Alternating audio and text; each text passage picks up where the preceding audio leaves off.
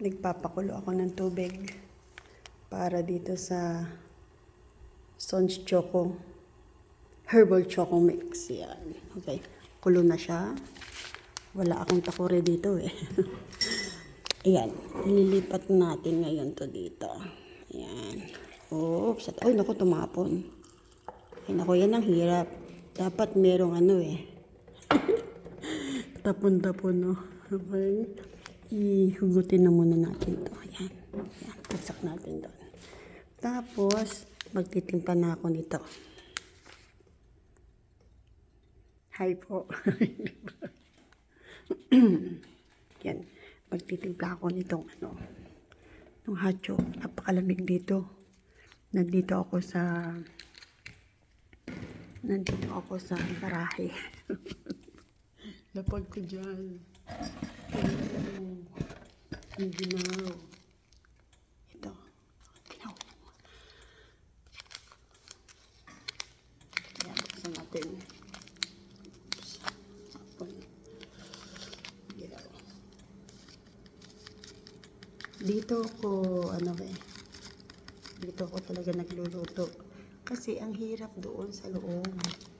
Ang problema ko doon, lahat ng ginagawa ko, tinatanong ng pasyente. Lasing natin ng konti. Yan, masyadong malapit eh.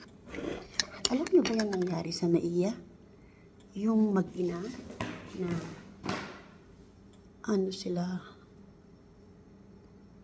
bali sa NAIA Terminal 3. Kasi po, sa airport, para ka makapasok ng pagka yung paalis ka na, yung lahat ng gamit mo, dadaan doon sa parang x-ray ba?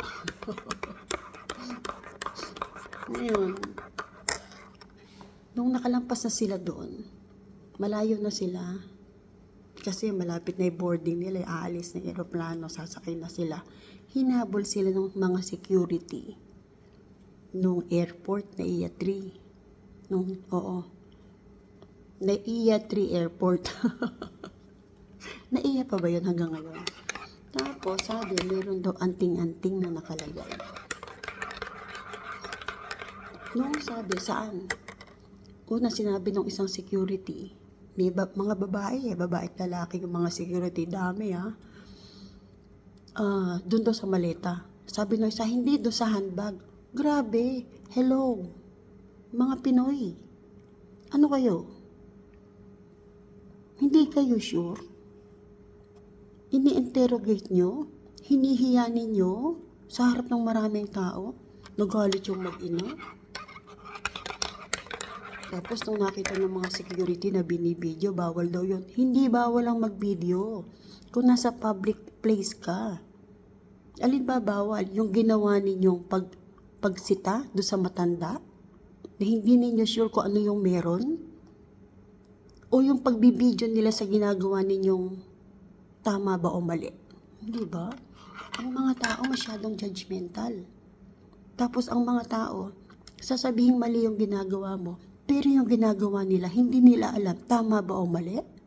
Security kayo ng airport na NAIA 3. NAIA Terminal 3. Tapos hindi ninyo sure kung ano yung sinesearch ninyo dun sa mag-ina na pupunta ng abroad. Inabala ninyo.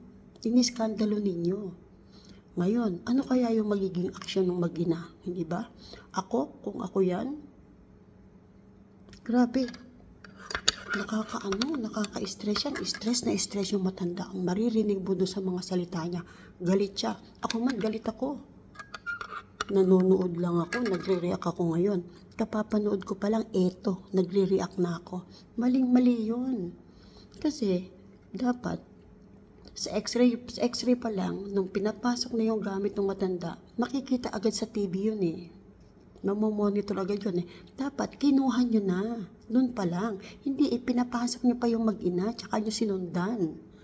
Ano yun, Frank? Pinaprank nyo yung mag-ina? Hindi ba? Mali yan. Ano kaya yung gagawin ng mag-ina? Curious ako, sundan natin. Bibigyan ko kayo ng update dito. Kasi ako, takot na takot ako. Pagka yung susi, umiilaw yun eh. Nakikita yun eh. Lahat, nakikita yun. Nung ako dito minsan meron akong nailagay na bottled water doon sa bag ko. Nahold ako. Hindi ako pinawalan. Ora mismo, pagpasok na gano'n sa pagkakasa sa x-ray, doon sa dulo, in-stop ako talaga. Kinuha yung lahat ng gamit ko, pinagbubuksan. Tapos ang nakita, yung bottled water na may konting tubig, kalahating tubig. O di ba? Ganun kahigpit. Tapos sasabihin nyo, may anting-anting na nakalagay doon sa bag ng matanda. Hindi nyo sure kung nasa maleta o nasa handbag. Grabe, ready na yung matanda na ipabulatlat yung maleta eh. Tapos sabi, hindi na nasa handbag. Gusto na ibulos ng mag-ina yung bag. Pero hindi kayo sure. That's something. Diba? Hindi okay. Ayan, ang aga ko nagagalit. Grabe, nakaka-stress yun, nakakainis yun. Diba? Sige po, yan lang muna chichismis ko. Ito po si caregiver Nana ng Illinois, USA. Dadagdagan na naman yung takot ko tuloy sa pag-uwi. Yung tanimbala, meron na naman ba? Meron na naman bang tanimbala sa NAIA? Grabe. Hello. Baguhin nyo na yung administration nyo. Nakakatakot. Ito po si caregiver Nana ng Illinois, USA. Takot na takot.